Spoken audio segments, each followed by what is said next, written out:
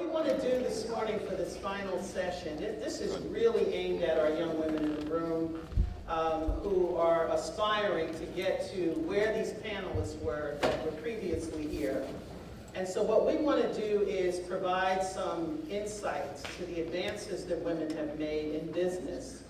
And today you're going to hear from two such women who are on the panel, and I'm very excited to hear from them as well, who have really shattered the glass ceiling. And the contributions that they're making in business are significant. And finally, we're going to just share some statistics, and I'm actually going to start off with the statistics because I think it's important to add some context to the discussion that we're going to have later. And then finally, we're going to try to get out to the audience and get some of your questions answered as well. And when you leave here today, what I hope will happen is that you will be inspired, that you will be enthused, and that you're going to be ready to take on the world. And one of the things that I read recently from Girls Rising, they had a wonderful quote for International Women's Day, and it said, "A girl with courage can change the world." And that is my hope for each one of you today. I want you to leave here believing that you can change the world. Now, we all know that women have been running and leading throughout history, even before the American Revolution. What we may not realize is that a lot of their accomplishments have gone unrecognized, unnoticed, and a lot of these women weren't even visible. But we do stand on the shoulders of their greatness, and if you just look on the screens, you can kind of get an example of just some of the iconic women from the 18th, 19th, 20th, and 21st centuries. From households to businesses, media, entertainment, the arts, law, nonprofits, politics. Look what happened in this last election, 116 Congress, 24% women. It's amazing accomplishment. And the promise of Chicago having its first female mayor. Absolutely amazing. So women around the world are standing on the verge of getting it on. Today there are 175 million women ages 16 and over in the U.S. workforce, almost 50% of the total U.S. workforce. Recent studies conducted by LinkedIn and Catalyst, and this is 2017-2018 data, indicate that by 2060, women of color will make up 55% of the U.S. workforce. And that includes a 10.8% increase in the number of African American women, 28.1% increase in Asian women, 33% increase in Hispanic women, and a -5% decrease in Caucasian women. In terms of education, many of us are graduating from college, no surprise there, but what you may not know is that women have been exceeding men in total degrees earned at all levels for 3 decades. Bachelor's degrees since '82, master's since '87, PhD since 2006. However, for African American women, we actually peaked on our degree completions in 2012. We peaked at 12.3%. So today we're earning about 11.8%. So we still have some room to grow there. Now I looked at the classes, the graduating classes of 2015 and 16 of all women reported in Catalyst. They earned 50% of all the bachelor's degrees, 59% of bachelor's degrees, 52% of master's degrees and PhDs. I also took a look at the class of 2014 and 15. They earned 50% of the professional degrees. Now here's what's interesting. Look at the fields that they're earning them in. 47% in medicine, 61% in pharmacy, 48% in dentistry, 78% in vet med, and 48% in law. So it's no surprise that you're seeing these trends of women taking on not only STEM professions, but getting more and more involved in the legal profession. So it's clear that women are educating and preparing themselves for professional careers, but we're still underrepresented in leadership positions in boardrooms across this country. Now I'm going to share a few more statistics and then we'll jump into our discussion. Today there are less than 6% of all CEOs in S&P 500 companies that are women. The number is actually 4.7%, okay? And of those women that are in these CEO positions, not one of them is an African-American female. This is S&P. These are the publicly traded companies in the United States. The last one that we saw was Ursula Burns at Xerox, and Ursula left in 2016. That's when she turned the lights off in her office, and there hasn't been another woman since. In 2015, women of color made up 5% of all the executive and senior level management positions in S&P 500 companies. In fact, I took a look at the Fortune 50 list of the top women business leaders in the United States for 2018. I found one, and that was Anne Marie Campbell, who is the Executive Vice President of Home Depot. Women make up less than 25% of STEM professionals. We hold 21% of all board seats versus 78% for men and less than 1% for African American women. Women also hold 25% of all new directorships versus 74% for men. And only 11% of women are top wage earners across the S&P 500 sectors. Less than 1% of those women are African American women. If we break those numbers down even further, African American women and Hispanic women hold a slightly significant smaller portion of management and financial positions than Caucasian women. For African American women, it's 10.5. For Caucasian women, it's 11.4. Now, Asian women, primarily sparked by California, are making the most significant gains at 16%.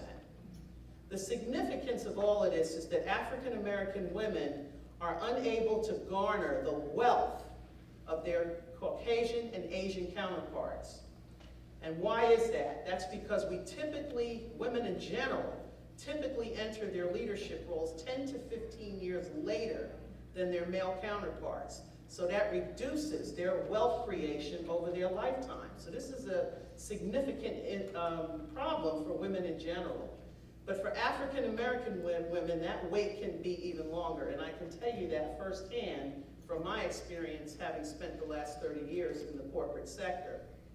Now let's talk about pay inequities. Women of color continue to have a greater pay gap. In fact, they represent nearly half of the low-wage workers in the United States. Catalyst did a study in 2017 which revealed that African American women working full-time earn 61 cents, for every dollar that Caucasian and non-Hispanic men earn. Latino women working full-time earn 53 cents for every dollar earned by Caucasian or non-Hispanic men. And Asian women working full-time earn 85 cents on every dollar Caucasian and non-Hispanic women earn. But there is hope. So despite all the ailing statistics, women of color and African American women in particular are continuing to aspire to be influential leaders and work towards higher positions within their organizations. So it's not all bad. This presents tremendous opportunity for women. The challenge is, how do we get them ready? So given this context, I now want to turn to our panel, and we're going to actually spend some time talking about this in detail, okay? So with that, I'd like to start by asking our panelists to share a little bit about their story. What was your road on your journey? How did that road look for you, and how are you handling it today? Okay. Wow. Yeah, there is hope. It's all the statistics.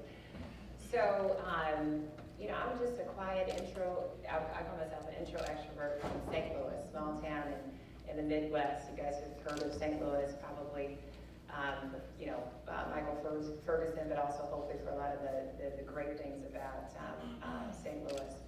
But I was one of 4 children. I grew up with parents, actually was born in North St. Louis, which is a fairly crime-ridden, drug-infested part of St. Louis right now, but moved into moved to Kirkwood. My dad and my mother grew up in North St. Louis when it was a different North St. Louis, when there were, because they couldn't go to schools with majority with white, there was a lot more community, a lot more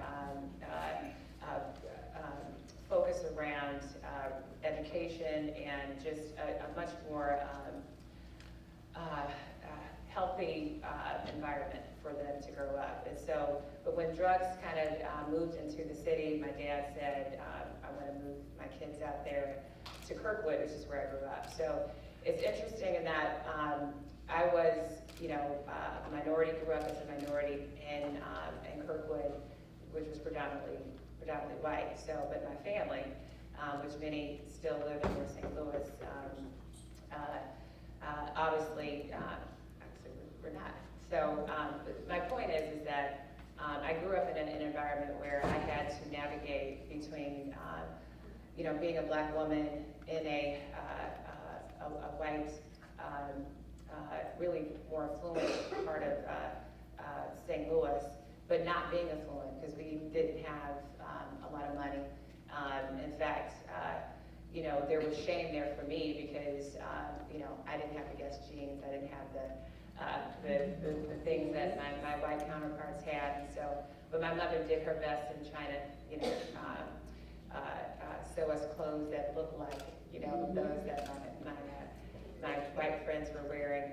But what that did for me is kind of give me a drive to become more financially independent and be able to take care of myself in that way. But I guess the biggest thing in terms of me growing up and the things my parents instilled in me was a faith. They always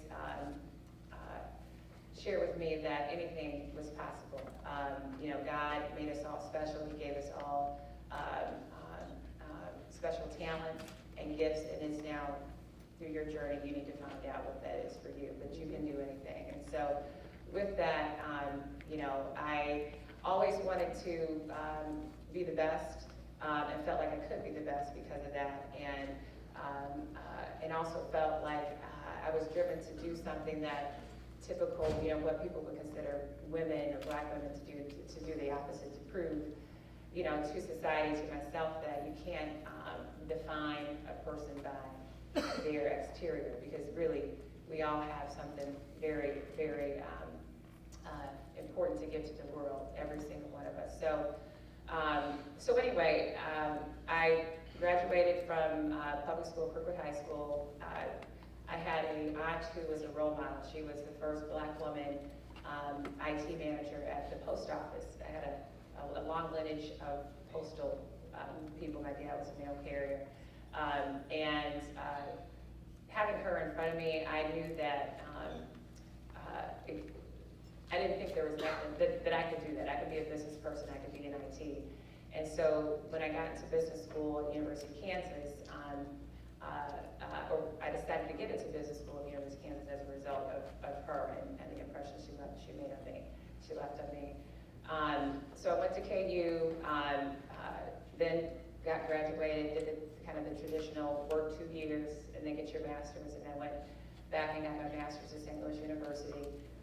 International business was my focus, and I didn't necessarily plan on getting into technology per se, but business was my interest. And so ended up working and was doing some work for University of Missouri St. Louis around trying to help promote international business for minority-owned businesses, because I really felt like, oftentimes minority-owned businesses, just like with young people coming from underserved communities, they're just not exposed to opportunities, and just the whole import-export and just knowing global business is growing at a significant rate. Wanted to be a part of, educating minority-owned businesses in St. Louis to the opportunities to them that go beyond the business they were doing here domestically. So at an event where actually the mayor of St. Louis was hosting, I met Dave Stewart. Dave Stewart is the chairman and founder of Worldwide Technology. And Worldwide Technology is an information technology solutions provider. We do all sorts of things. We're in data analytics, application development, AI, cybersecurity. I met him, and he left an impression on me. So Dave owns and started Worldwide Technology. He's just the largest African-American owned, or actually minority-owned business in the country. And he gave me his card. He's like, you know, I think he maybe saw something in me, and I said, okay, it was great. Really just generous, very personable person. And so fast forward, I got my master's in international business, and ended up running into a friend that had just taken on a position at Worldwide as an Oracle consultant. And I said, oh, I know Oracle, or I know Worldwide. And so I called Dave Stewart, and he was actually in California traveling, and he called me right back, and he got me connected to a person who was actually just starting an Oracle consulting practice at Worldwide, and said, you know, you need to talk to Juanita. And so that was 21 years ago, and I started working at Worldwide. And Worldwide, even though I've had other jobs, Worldwide has been most of my career. So that's, you know, again, 21 years in August. And so I think, you know, I look at, again, you know, faith, you know, kind of this drive to be independent, to try to break, you know, stereotypes of what a woman, what a Black woman could be, has really driven me. But as I was sharing with Teresa just a few minutes ago, what I find when I, you know, I think about some of the things that have driven me is, you know, there's always still the self-discovery and exploration that will be ongoing. Because I look at my drive to be financially independent and being the best in technology and being the only Black woman. Well, you know, there's things that, and I, you know, in terms of just being a woman, and, you know, and building relationships and some of those kind of nurturing things, and again, just kind of relationship building. I think I tended to go more towards kind of this male, just focus on the task at hand, the technology, and not really focus on the relationship building side. I mean, I had, you know, and so now I've discovered how, you know, how important that is, and that's really the key to anything, is developing those relationships with people. So, yeah. Very important. Well, I will just say ditto. There are a lot of similarities to our story, and I apologize for my voice. I was trying to make sure that I made it here, and I yesterday woke up and my voice wasn't there, but I'm better. I sound worse than I am. But, you know, introvert, extrovert, a lot of people think I'm a lot more extroverted than I am. The job makes me pull out of my comfort zone. So I have just, my journey started in Dallas, Texas. Born and raised in Dallas. Never thought I'd leave Dallas. And you know, grew up in the church. And so a lot of my initial mentors were people, women who were in the church. I remember bringing software code to church as I was trying to figure out why my code would end. I would bring the code in, and two ladies would come in, and one of the two of them would always come in and say, check your code on lines, you know, 37 and 49 or whatever, to help me through those processes. Grew up, my grandmother was a big, education is everything, you know, education is everything. She had, how many boys? 5 boys and 2 girls. And my mother, I was able to bring with me. I'm so happy that she's here with me. Her name is Margaret Marvel. But, and she's a big part of this journey, because we were in a single parent home.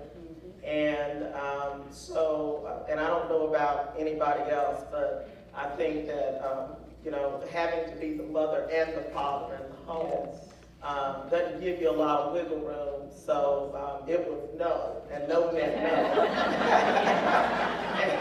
and if you continue to talk about it, then, you know, you might not be able to do anything else.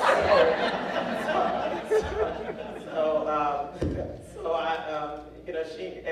today she'd always say, yeah, I had to put the bluff in on you because I knew you were strong. But at the end of the day, went through, high school and college in Texas, and had gotten a couple of scholarships, played sports, had a couple of scholarships to go. Boston College was one of the sports scholarships I had, and University of Texas, Arlington was another scholarship I had. It was an academic scholarship, and so I chose University of Texas in Arlington. And so went to school at UTA and stayed around the house because I had gotten used to Sergeant Major in the house. And I didn't want to go, I didn't want to go outside of my comfort zone. And so I stayed in that comfort zone. I had a great church family, had great, all of my family lives in Texas. Most of my family lives in Texas. And so just never thought I'd ever leave. I'll fast forward. After college, decided to get married, moved out to, it's always a man, isn't it? Moved out to Alaska. From Texas, I was in love.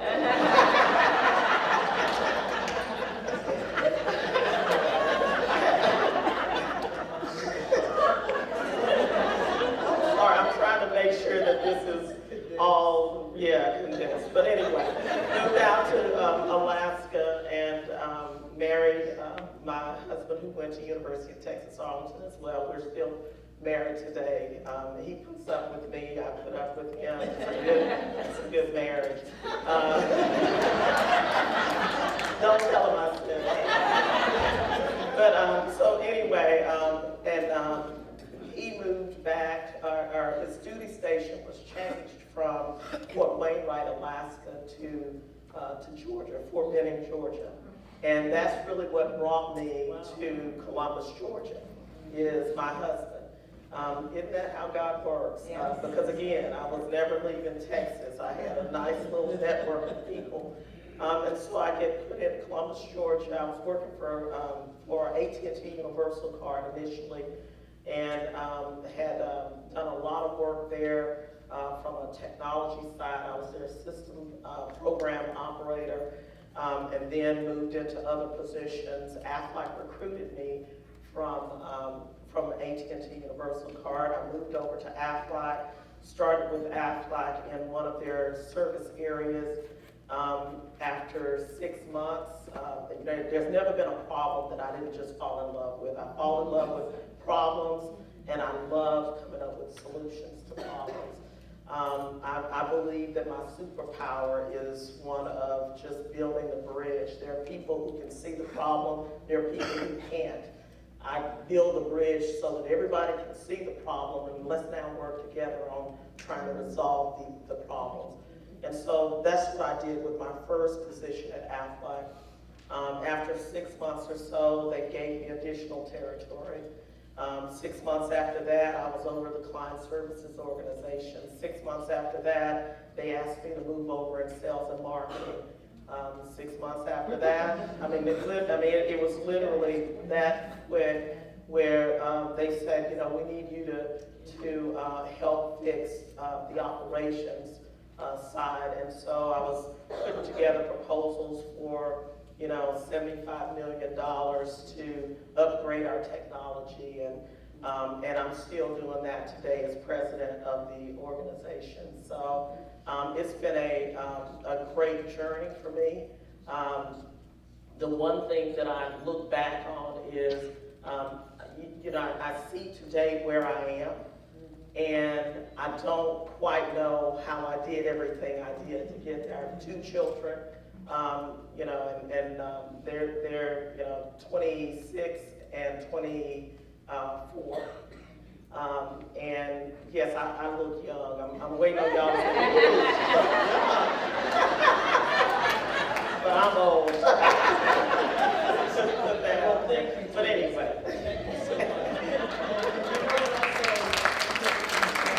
What I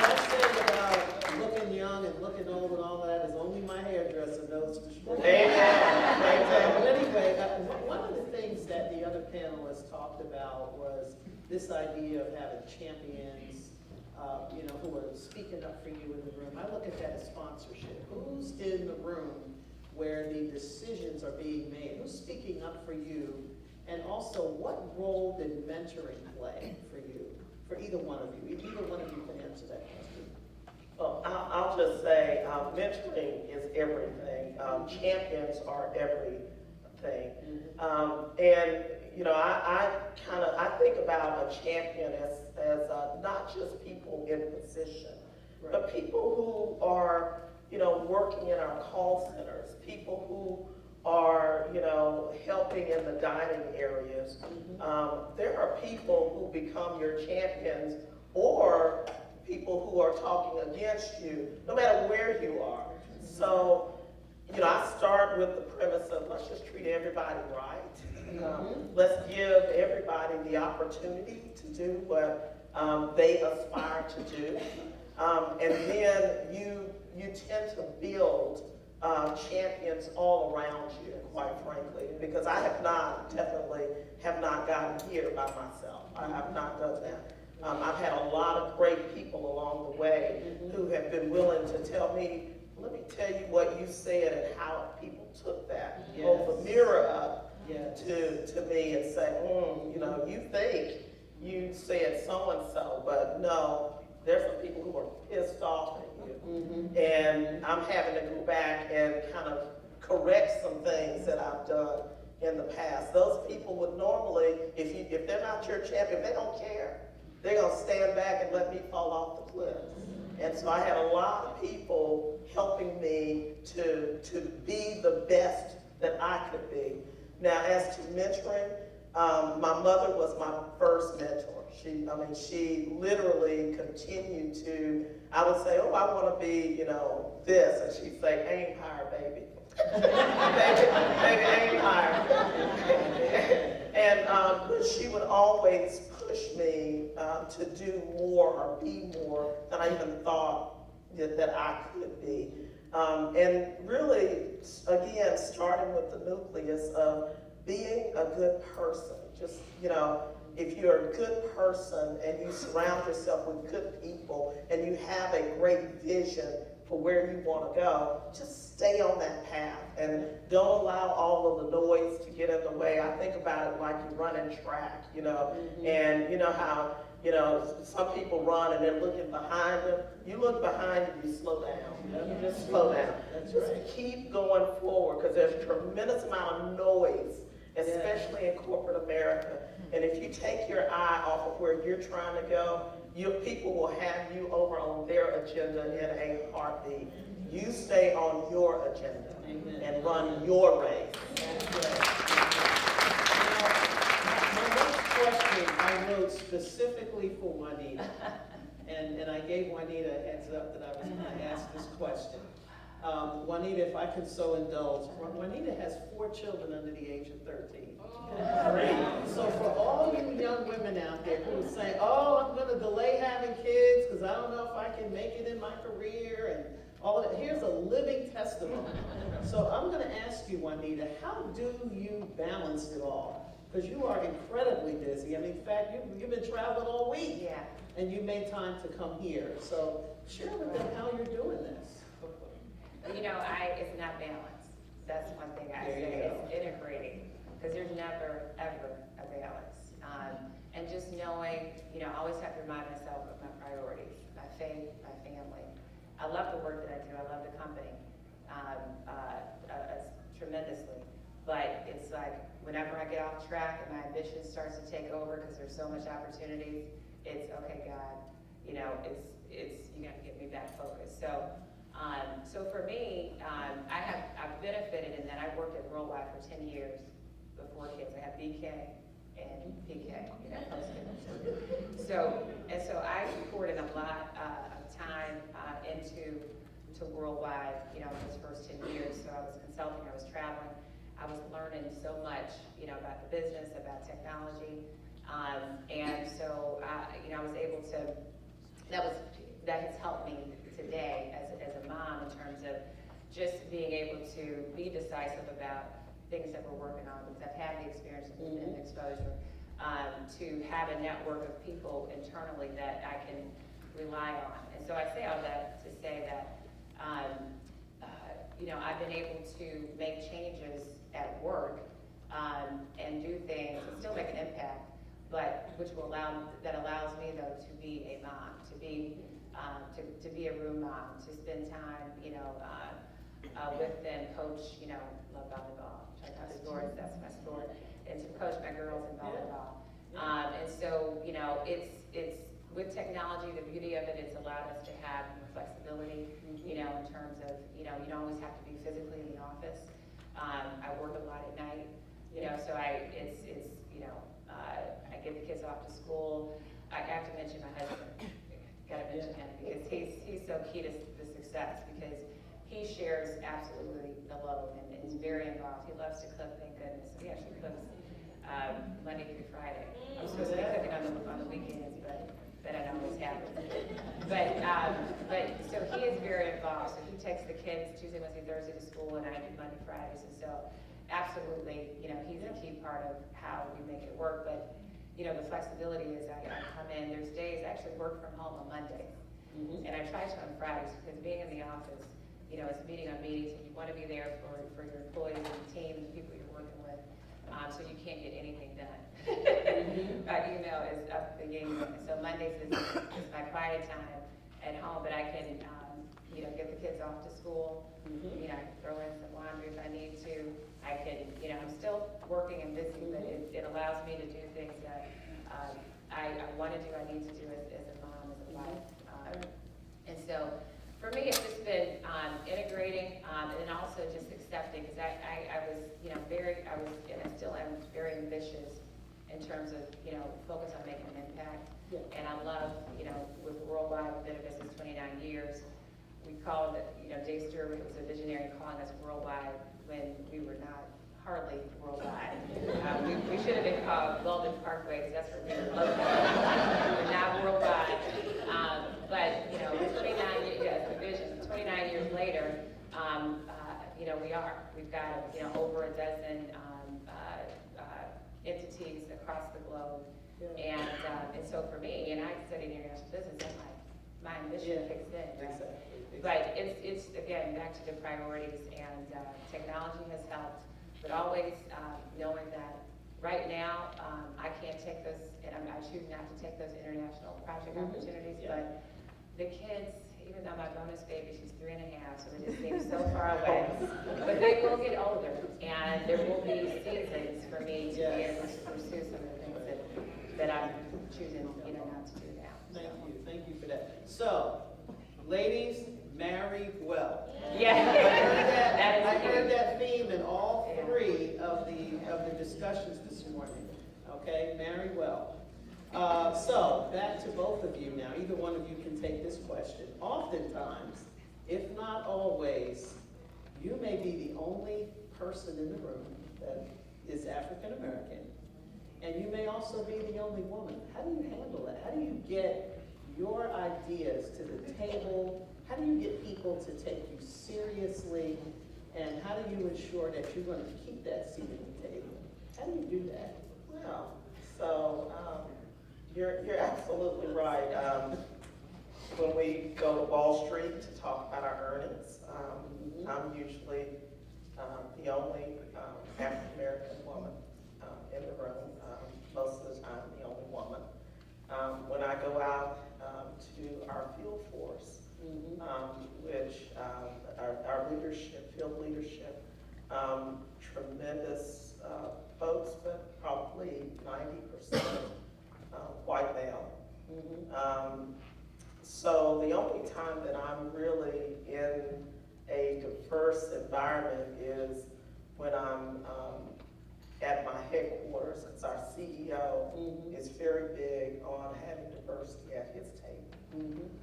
And so, which really leads to, you know, it's for me, it's an easy sell to go to the rest of my organization now to basically say, okay, now we need to have more diversity in our field operation.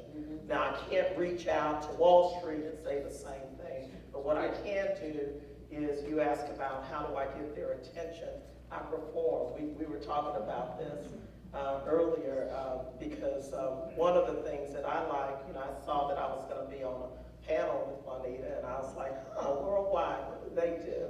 And so I go to research, and then she tells me that we have a person that we know in common. And I was like, okay, now I understand, and I love to find ways to bring on minority businesses, especially minority-owned businesses, into the Aflac family, because they don't get a lot of opportunities. So we have this minority mentoring program to help them know how to get these large contracts that many of these corporations have. But at the end of the day, the way you are not ignored, because I will tell you, there are some meetings where people are talking and they don't really care about what I'm saying. They don't care. And I sit there and I listen, and then somewhere in there they realize, oh, the person who's gonna make the decision is her. Oh, okay. I mean, I would have ridden up in an elevator and said, hey, how you doing? And people just don't say anything. Yes. And I'm like, oh, okay, that's fine. And then when I get up on stage to talk, then people come up afterwards and say, oh, I didn't know that was who you were. I'm sorry, I didn't realize. I said, no problem. Because look, at the end of the day, it's all about when I come, just come with it. Come knowing what I know. Somebody said, be really good at something. I know what I'm very good at. And so if you like what I like, then you'll like me. If you don't like what I like, you might not like me, but you might still have to work with me. And that's okay. We're going to be cordial in that exchange. But at the end of the day, I think we have a great framework in what you heard this morning from the ladies to say, look, you chart your path, you get to doing something that you're very good at, get passionate about it, and then do it. And some people are going to take it and say, I like it, and some people aren't. And you can't get too tied up into that, because that's just like running track and looking backwards. Don't do it. And I was just to add, when I mentor young people, young ladies and men, is that you need to master whatever role that you're in it. And that requires self-study outside of what you're doing and experiencing at work. So you have to have that drive, that grit, that perseverance. And yes, you got to be better than, and it's not fair, but it's reality. And so like when I was not in IT, as I mentioned, business was my degree, but as I got this Oracle consulting job, I had to learn Oracle. So I went to training, but training didn't stop after 8 to 5. I was at home reading and learning, and then having to show results, delivering, implementing the solution.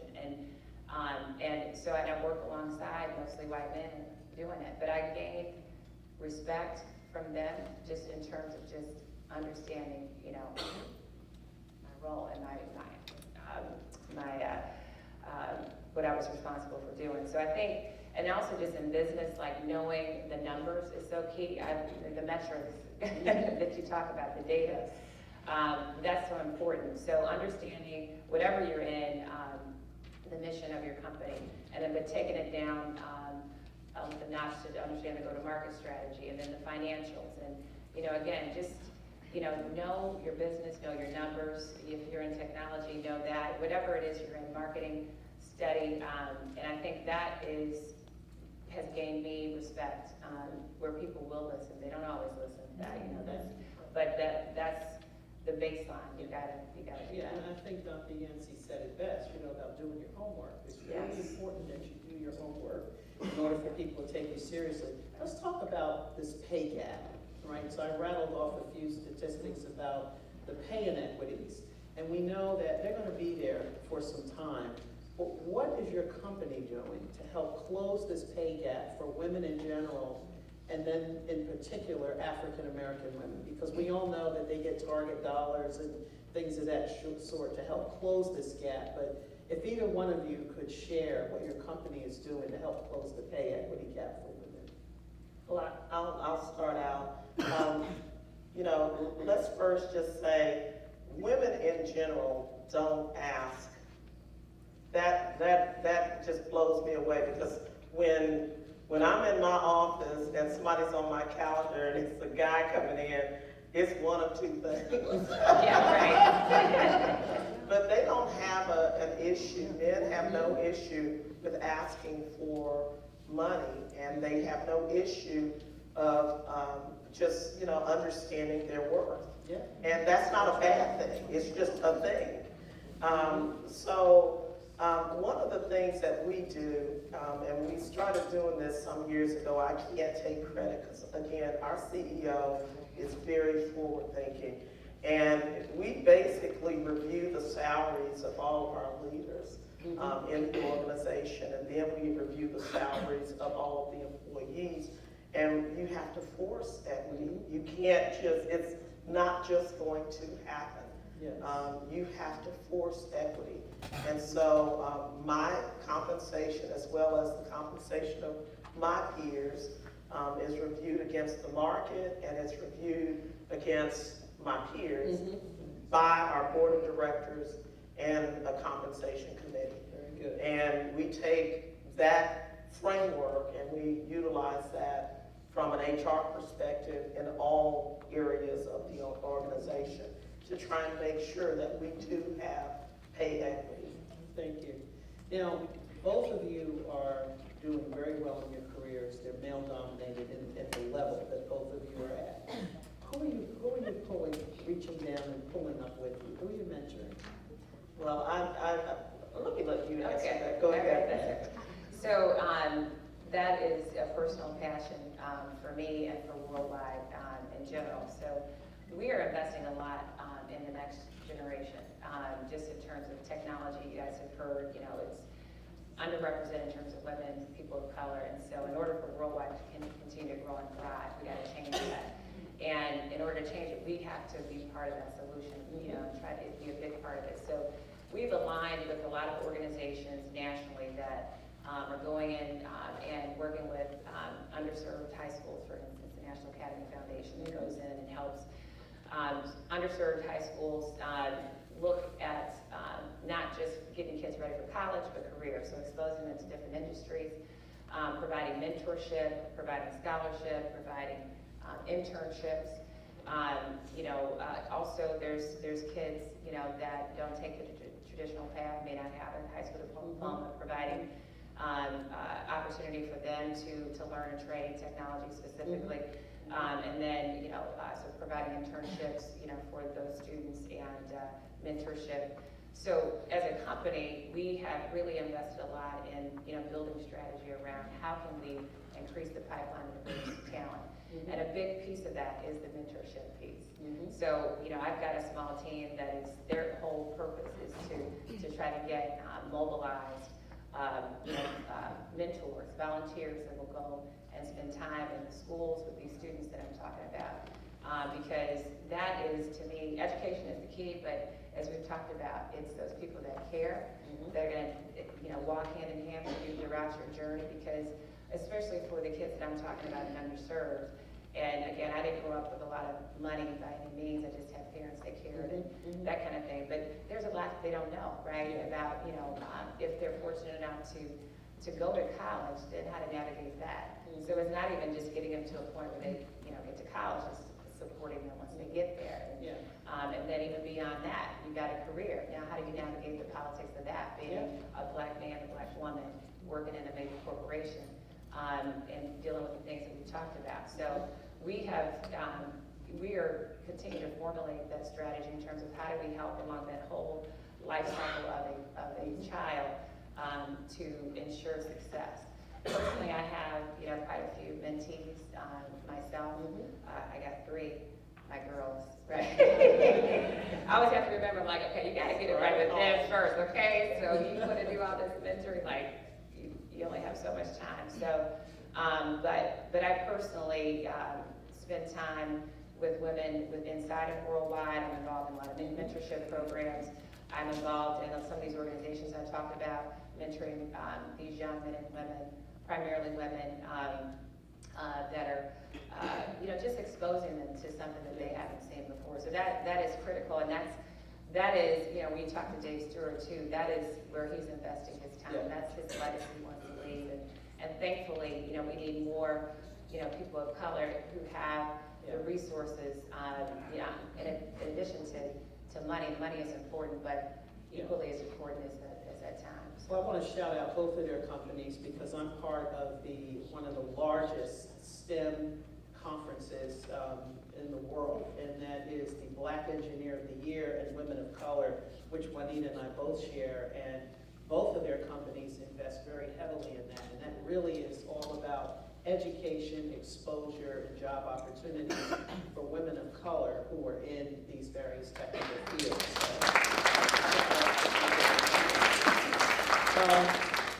I want you to just reflect on this for a minute, because this is another question that a lot of the young women on campus often have asked. If you had an opportunity to talk to your 22-year-old self, what is the single most important pearl of wisdom that you would share with her?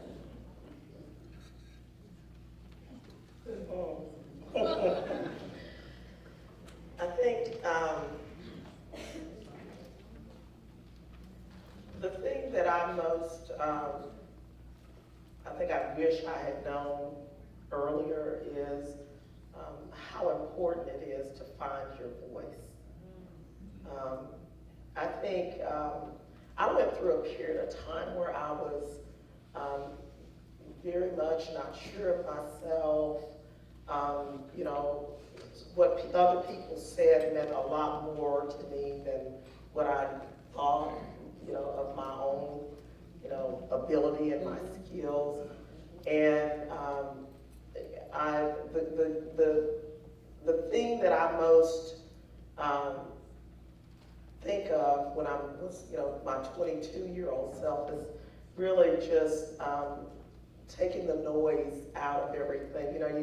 I don't know about anybody else, but I used to, look, because we were a single parent house. I remember, sometimes when, we get ready to go back to school, we'd have new clothes, and the clothes were clothes from the people who my grandmother cleaned their house. Yeah. And they would bring home trash bags full of clothes, and they were clean clothes and everything. But it's the first time I realized that men's shirts buttoned differently than women's shirts, because I wore a lot of men's shirts because the family had boys. So it's really, coming out of this place of feeling inferior to someone or something, like you can't aspire to this, Teresa. And even though my mother kept saying, yes, you can, it was a barrier within myself. And I remember praying a lot about that. And so I think it's just really finding my voice earlier can help catapult you and help you explore things that you've never really thought about yourself that you could achieve. So. Yeah. Well, you said that on my first. I'm gonna just say that's it.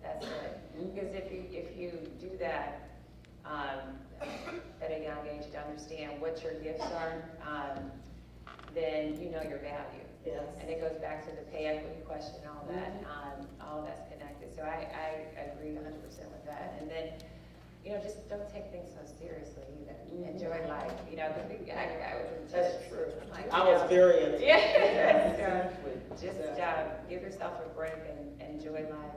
I don't think you realize at the time that failure is a part of building the muscle. That's right. So you fall and then you get back up, and that's a part of really building those muscles and building skills. You learn from your failures. A lot of you learn from I was just saying, the failures accelerate your growth, right? And then we were just talking about failure for women and Black women, I think specifically, you connect that to your abilities, your capabilities, and that has nothing to do with what you can do. You have to disconnect that.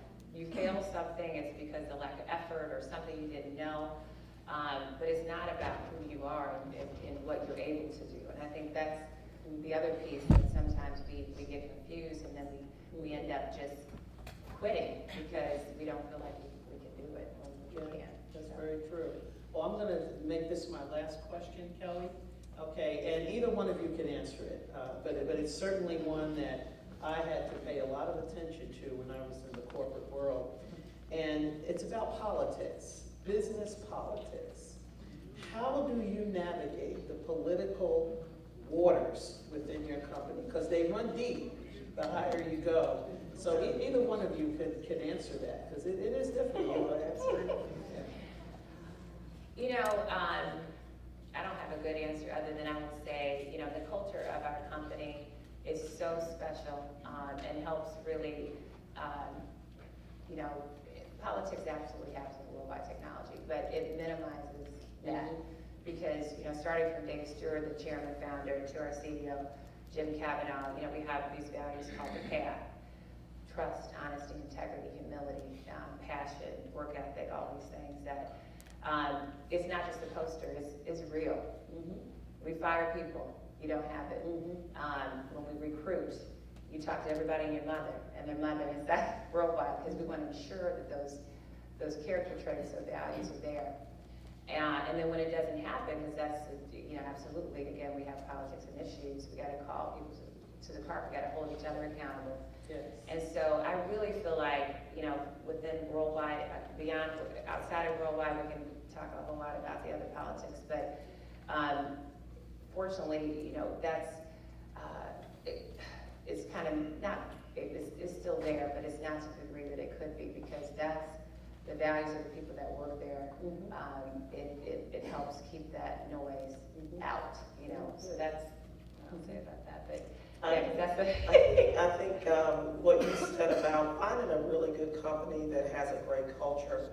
We have a culture where when people come in and they are of a different mindset, where they want to kick up a lot of dust and, you know, cause a lot of friction, we're like an organism. You know, it feels like a cold, a virus, and we will spit you out quickly. And I tell new people that, I say now, you know, people might love, we have a great culture, but it's one that is humming. It's been humming for a while. Are there things that go wrong, and are there people who get tied into politics? I think the best thing leaders can do when people try and, you know, have, you know, all of the political noise is to be consistent in not allowing it. It doesn't matter who you are in the organization. You know, because when you have it, you've got to take it out, because it is nothing but a cancer, and it will not help the organization. Very good, very good. I just want to leave you with a couple of things that you heard, just to kind of sum up all three of the panelists that you heard today, or all three groups of panelists that you heard today. You got to be good at something, right? So whatever that something is, be the very best. Take the time to invest and get it right. The second one is, don't be afraid. You've got to bring your voice to the table, and you've got to understand that everybody is not going to like you, right? But can you get them to respect you? Right? So you gotta build these relationships. You heard Juanita talk about that as one of the things that she had to do, was build those relationships. You also heard Teresa talk about the importance of staying on your own path, right? Not looking back. You can't run someone else's race. You have to run your own race. And I'm going to leave you with one final quote from one of the people that was very inspirational for me, and that's Shirley Chisholm. And what Shirley Chisholm taught me is that when there's not a seat at the table for you, bring your own chair. Thank you very much.